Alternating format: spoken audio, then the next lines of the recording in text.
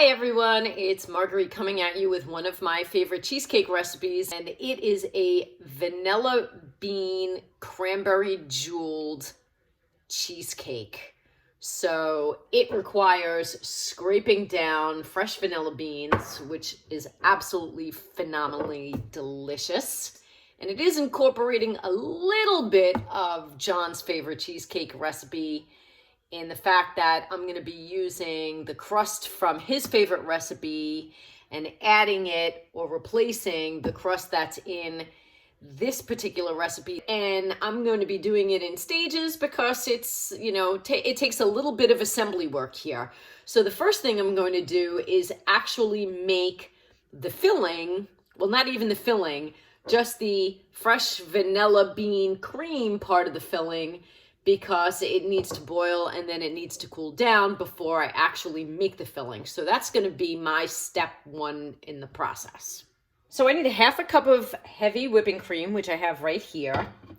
And I need to split these vanilla beans and scrape all of the vanilla goodness that's inside them out and mix it in a pan.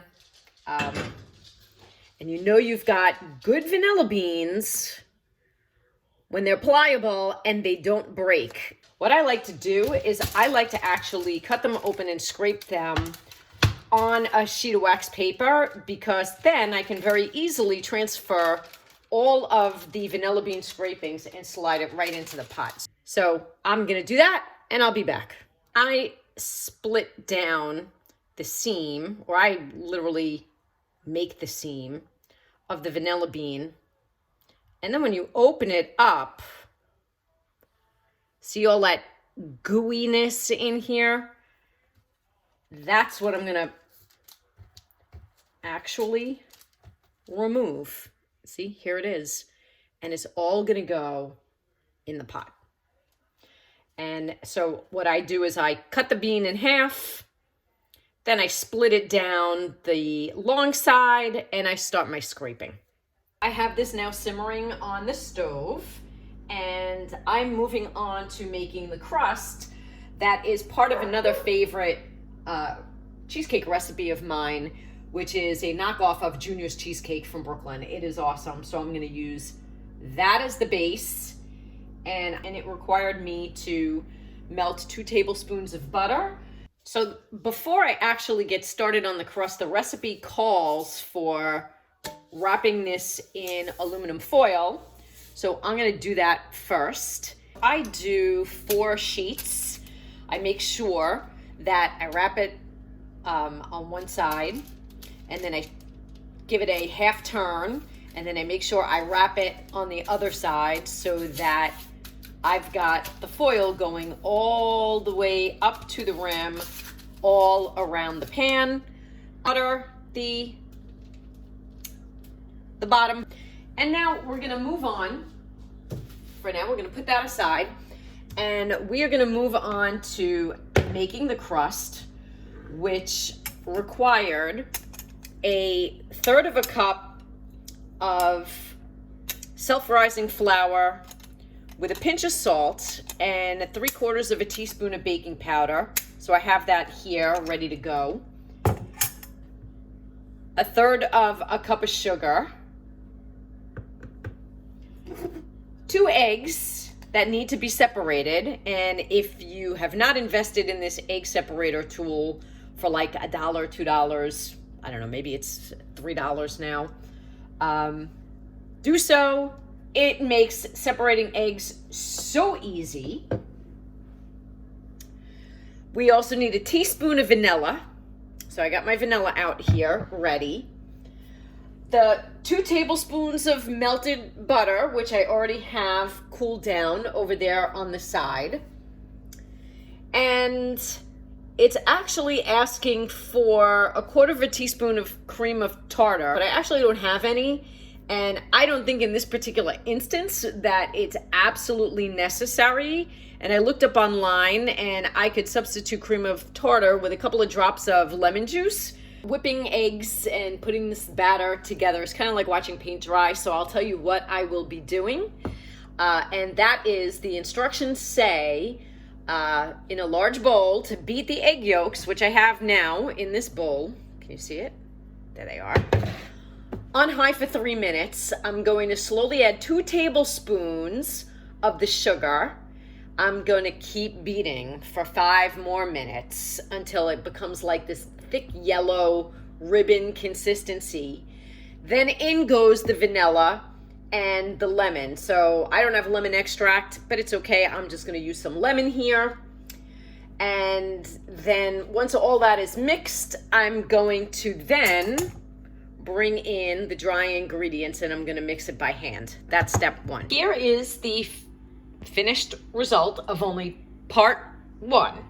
So this was beating the egg yolks, adding 2 tablespoons of sugar, and I would say that this took me a good 10 minutes for the eggs to get that thick ribbon consistency that the recipe describes.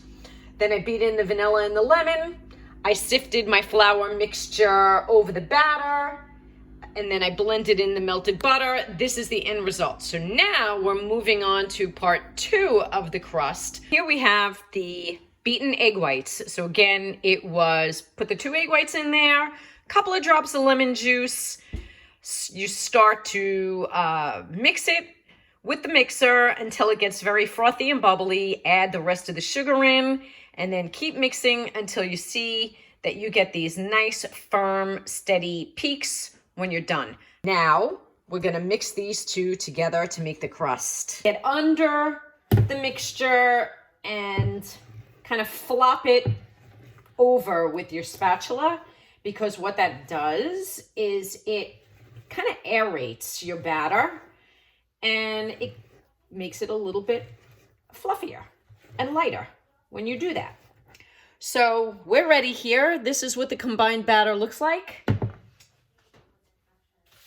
It's going right into this pan. I will show you what it looks like in 10 minutes. I'm actually at the 20-minute mark, and let me show you what it looks like. It's almost ready to come out of the oven. So I'm gonna say my crust took 25 minutes at 350, and my oven thermometer is telling me that my oven temperature is at 350. So go figure. And again, remember, when you're going by these recipes, they're definitely guidelines. You have to know your appliances and whether or not your appliances run hot, run high, run low, and adjust accordingly. But in the meantime, I'm going to start now making the filling, and the filling is beyond simple. You're looking at the filling right now. That's my oven telling me to look again, but I know I need another couple of minutes.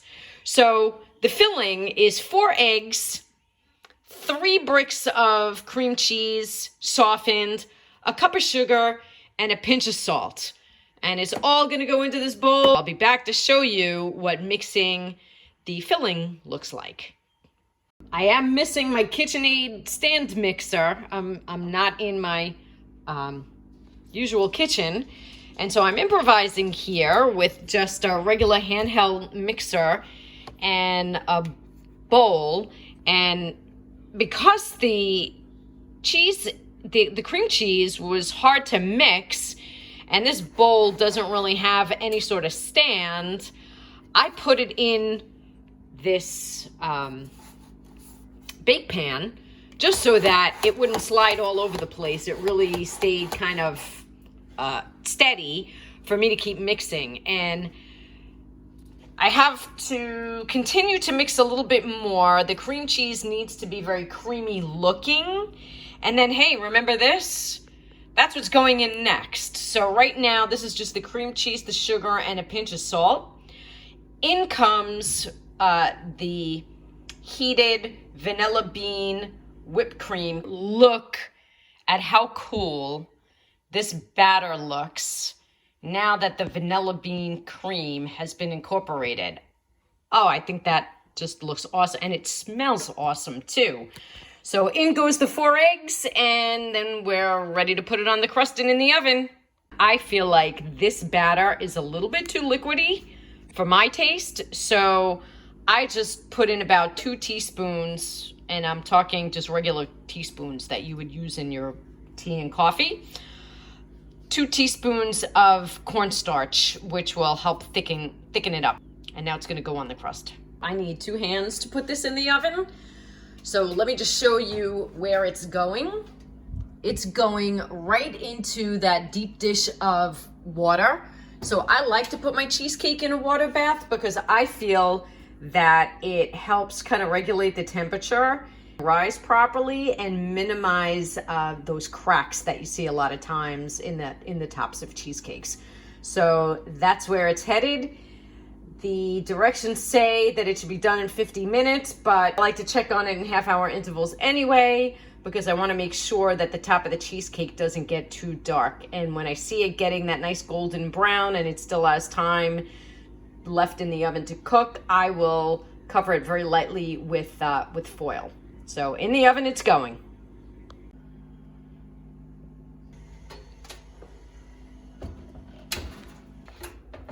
Okay. That's the half-hour mark for me. We're going another half hour. Okay, we're at an hour and I think it needs another 15 minutes. I think it's done. Ready for the fridge, and then tomorrow morning, once it's cool, time to make the cranberry topping. And now it's time to make the cranberry topping for the cheesecake. And that is that bag of cranberries you saw earlier, rinsed, mixed in here with a cup of sugar. And I took a little bit of cranberry juice. I use Trader Joe's natural cranberry juice, so it has 0 sugar in it. It's very tart. And that's why I went with a cup of sugar instead of 3/4 of a cup of sugar, which is what you'd see in the recipe. And a little bit of water. And now it's gonna boil down. I'm gonna hear them pop. They're gonna open up. And it's gonna start to turn into almost like cranberry sauce. Then I run it through the sieve and I really make it almost like cranberry jam, and it goes right on top of the cheesecake. Do you hear it? That is the sound of them bursting. Just a few left to pop and render down, but I've tasted it. And it is the perfect balance of tart and sweet. I just realized that in this kitchen, I don't have a sieve. So the closest I have is this, and I think it's gonna work. So that's the next step. A sieve would have made this job a whole lot easier, but I was able to do this by pressing down on the holes with a spatula to get all of the yummy goodness, which I will now spread on top of the cheesecake as the last step. Be right back to show you the finished product. And there it is in all of its finished deliciousness. Even Athena can't wait to have a bite. This is going to Amory's tomorrow for New Year's Day.